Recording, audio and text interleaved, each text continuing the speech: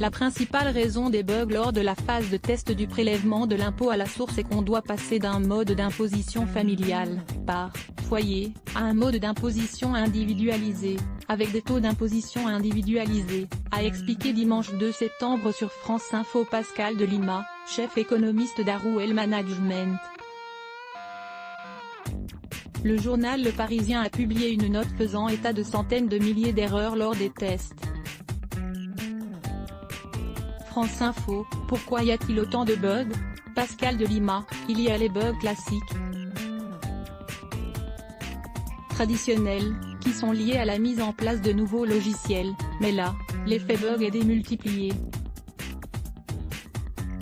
La première raison, c'est qu'on doit passer d'un mode d'imposition familial, par foyer, à un mode d'imposition individualisé, avec des taux d'imposition individualisés. Et c'est cela qui démultiplie considérablement le nombre de bugs. Est-ce que notre système actuel est trop complexe? Il est trop complexe, et il remet en cause ce pourquoi le prélèvement à la source est né, pouvoir ajuster son paiement à ses niveaux de revenus. Le problème c'est qu'il n'y a pas que les revenus salariaux, il y a des crédits d'impôt.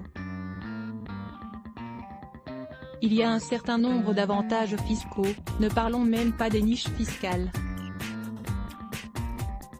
De toute façon, la déclaration d'impôt du printemps va perdurer pour actualiser l'impôt à la rentrée, en quelque sorte.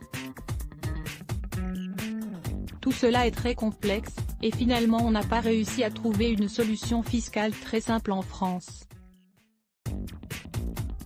On est encore en train de montrer aux Européens qu'on a du mal à se réformer. Mais nos voisins européens ont réussi à l'appliquer? Tous les pays, sauf la Suisse, qui sont passés au prélèvement à la source, avaient antérieurement un système d'imposition individualisé. Donc, le niveau de bug est extrêmement inférieur. Là, on est en train de révolutionner un système qui impliquait 3 années, N1, N et N+1 pour le paiement. Là on passe en temps réel, c'est considérable comme révolution. La solution serait-elle de mensualiser tout le monde? La mensualisation ne retire pas le fait qu'il existera toujours, avec le prélèvement à la source, des décalages de trésorerie. L'État devra rembourser un certain nombre d'avantages fiscaux. L'une des solutions possibles, c'est de simplifier extrêmement l'imposition, d'essayer déjà de l'individualiser, plutôt que de passer à une massification du prélèvement à la source. Les Français attendent une réforme fiscale digne de ce nom, avec un impôt progressif,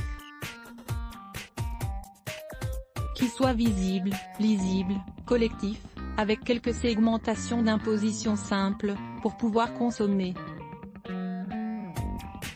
Là on est dans le doute, quelque chose qui n'incite pas à la confiance. Cela entraîne plus d'épargne, de précaution, et quelque part cela impacte aussi la croissance de l'État.